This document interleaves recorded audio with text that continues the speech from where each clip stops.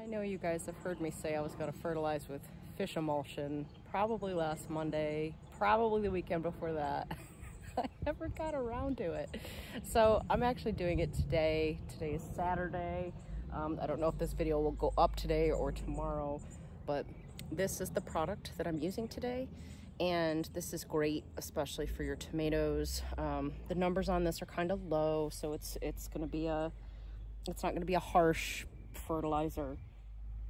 If this is a 511, so mostly I'm using this on the tomatoes and the peppers, probably the eggplant since they're in there as well. I will not be fertilizing the zucchini and squash because I had given them some of the Miracle Grow. You don't want to necessarily give your plants too much nitrogen. The reason we gave them nitrogen before was because you know, we were having some yellowing issues, and a lot of that I think is from the soil. So I was trying to combat the soil for the new seedlings. This is a more natural fertilizer, and this is only going to the plants that did not get that Miracle Grow a couple weeks ago. So, and again, I don't normally use Miracle Grow. That's one of those that you can make your own decisions on. I kind of see that as a more chemical fertilizer. I was given it through a free thing, so I went ahead and I used it because it was the highest nitrogen number I had, and my plants were really suffering. So I won't be using that anymore. I will be sticking with this or some blood meal, bone meal, that kind of stuff. So I even use there is a tomato tone. I use that in that line of products as well. So anyway, that's what we're doing today. So the directions on this say 2 tablespoons per gallon of water right here. So I finally have measured my container, guys. It's 2 gallons so that I don't have to keep guessing. So I'm not going to actually measure this because this stuff is pretty stinky and I don't want it on my measuring spoons. I probably should get some garden measuring spoons, but I'm just gonna eyeball it to what I think is roughly 4 tablespoons. And then we're going to fill this up with water.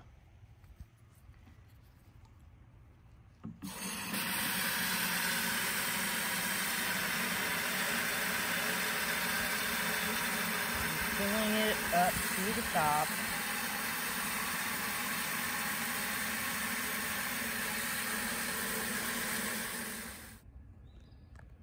The peppers are really doing pretty good this year. I had some struggles last year, and this year they struggled when they first started, but now look at this leafy growth. We've got flowers down here. I've already picked one of these. I think this was a jalapeno. I've got these candy cane peppers here that I have a couple that are red that I need to pick. So these are doing really, really good, but they haven't been fertilized in a while. I think for me, what I try to do is fertilize maybe once a month.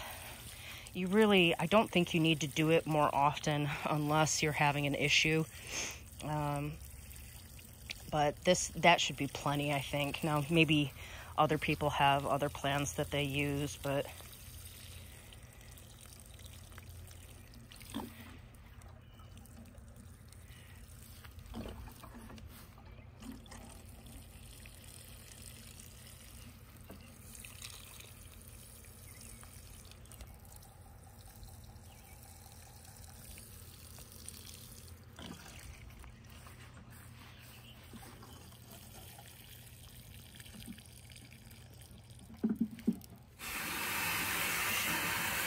and just like the name suggests, this stuff does smell like fish. It stinks to high heavens.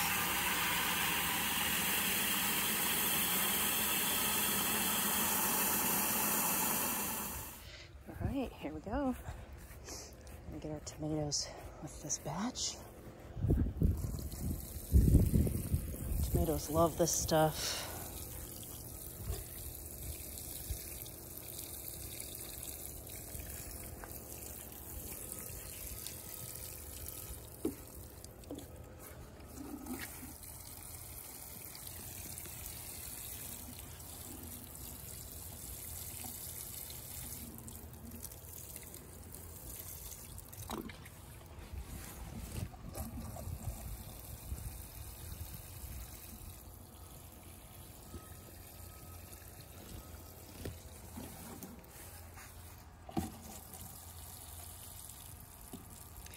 and one batch doesn't go very far, so we're gonna have to do this a couple times today, and that's okay.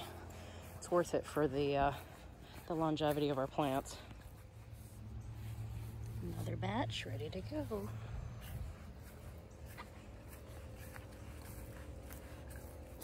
Oh, we got that one. I'm sure he wouldn't mind a little more, but we want to make sure we spread it out.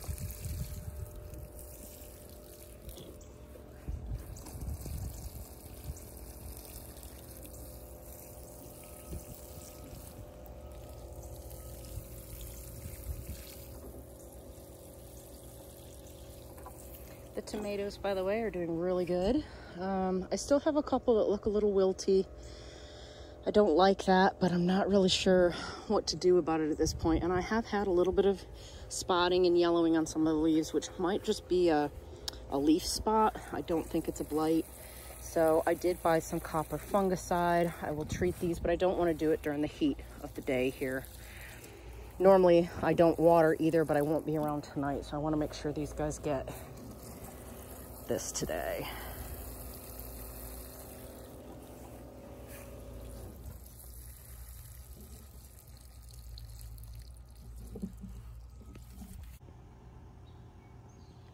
The next thing I want to go ahead and handle is some of this leaf spotting. This is what this looks like, guys. It's a brown spot. It's got some yellow sort of haloing around it. They're sort of speckled.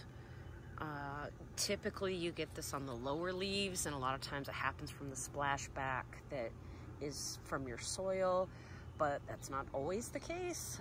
I mean, they can get it from other plants, but I do have a little bit of this showing up, and it's something that I want to do my best to tackle because I don't want this in my garden.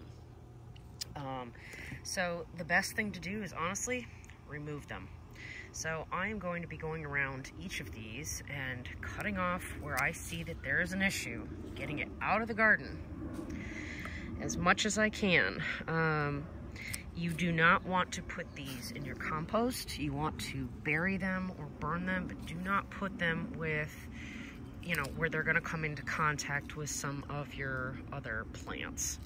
So the other thing I'm going to do is spray these down with Copper Fungicide. This is for mildew, black spot, and early blight.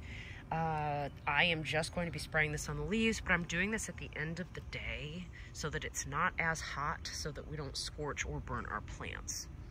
So for now, I'm just going to go through here and do some trimming. I'm probably even going to spray some of this on the soil just as a preventative.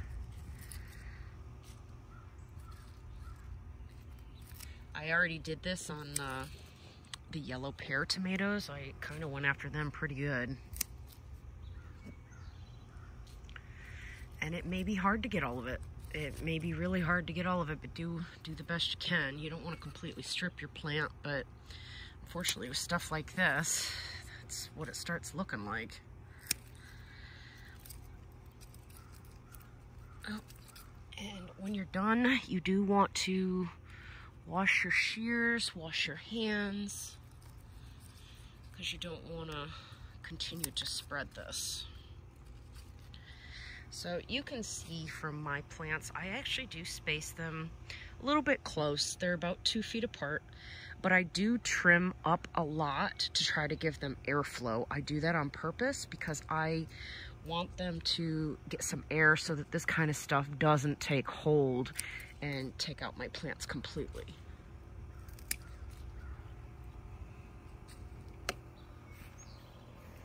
So that one looks pretty good. Mostly it's the lower leaves. This one here's got some that can go. You know, it's most of the time it's at the bottom, which is, I think that's good news. It's not my whole plant. I wish I didn't have it at all, though. So we're just gonna do the best that we can.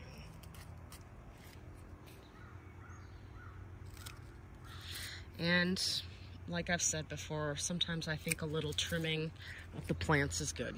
I think it makes them healthier, gives them more airflow.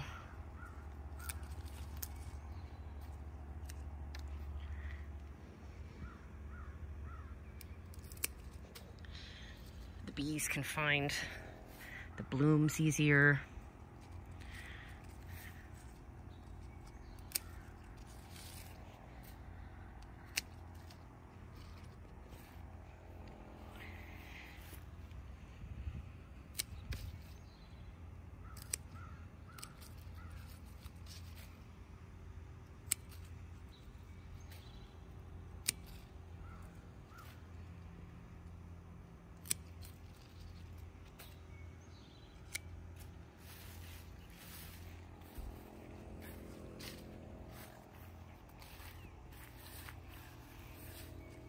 Again, here's, what these look like.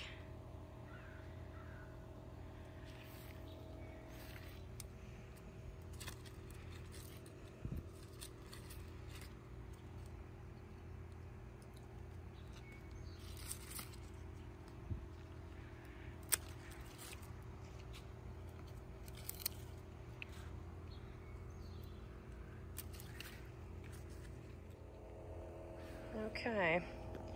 We are all trimmed up. I really went to town. I hope they're gonna be okay. Some of these at the bottom feel a little bit bare, but they've already got fruit on the bottom. The top, I don't know how they're doing. This, I really got to figure out why this is doing this, and it's only that variety, so it could just be something that came with it when I bought the plants. They came from a farmer's market, and normally I buy them from a nursery, and this year I was supporting someone that was selling them there. But I'm gonna go ahead now and apply this copper fungicide. So it says it uses low concentrations of copper. So, and I'm gonna do everything. I'm gonna do down here, spray, because a lot of times that's where some of these things come from, is down here at the base. I'm gonna spray the stems.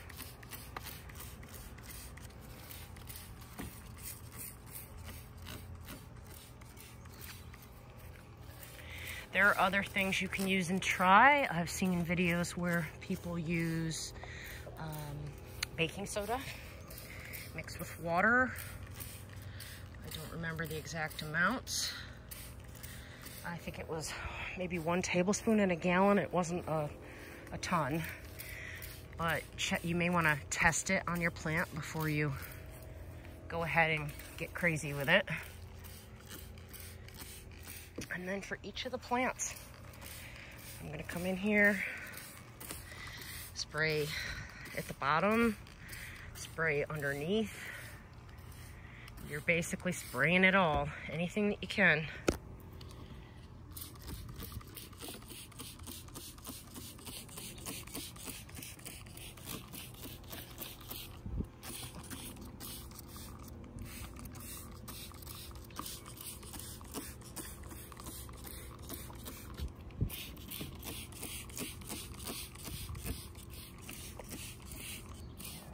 And that's all I got for you this weekend. So copper fungicide and our fish emulsion, those are the 2 things this weekend that got applied. And I'll be keeping an eye on all of these tomatoes behind me. So I hope everyone else's tomatoes are doing fantastic, and I will talk to you soon.